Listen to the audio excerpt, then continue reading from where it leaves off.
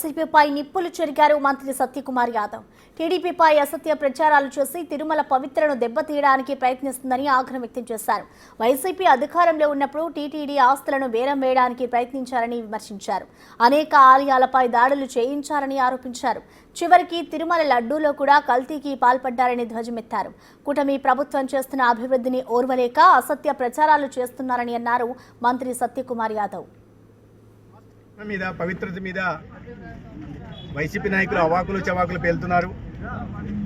వాళ్ళు మొదటి నుంచి కూడా హైందవ ధర్మం మీద, హైందవ ధర్మానికి సంబంధించిన ఆలయాల మీద ప్రతికూలతను కనబరుస్తూనే ఉన్నారు.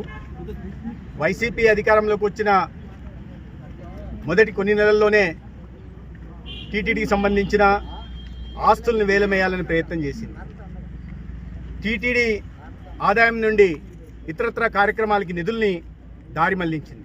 ఆలయాల మీద, అది కావలి కావచ్చు, లేదా రామతీర్థం కావచ్చు, అంతర్వేది కావచ్చు, విగ్రహాల మీద దాడులు, విగ్రహాలు ధ్వంసం చేయడం, రథాలను కాల్చివేయడం, దీని వెనుక ఆనాడు అధికారంలో ఉంటున్న పార్టీనే ప్రేరేపించిందని అనేక రకాల విమర్శలు వచ్చాయి. దాన్ని బట్టి అధికారంలో ఉన్నప్పుడు ఆ రకంగా చేసి ఇప్పుడు ప్రతిపక్షంలోకి వచ్చిన తర్వాత కూడా ఆలయాల పవిత్రతను తగ్గించే ప్రయత్నం చేస్తూ ఉన్నారు. టీటీడీని వాళ్ళ పార్టీకి అడ్డాగా చేసుకుని గతంలో ఇష్టారాజ్యంగా వ్యవహరించి టీటీడీ టికెట్లను అమ్ముకొని నాణ్యతను లడ్డులో కానీ ప్రసాదంలో నాణ్యతను తగ్గించి వైసీపీ నాయకత్వం ఇవాళ మళ్ళీ ఈ రకంగా విమర్శలకు పాల్పడుతూ, అసత్య ప్రచారాలు పాడుతూ, ఫేక్ వీడియోలను సృష్టిస్తూ వాళ్ళ ప్రజల్లో అపోహలు సృష్టించి తద్వారా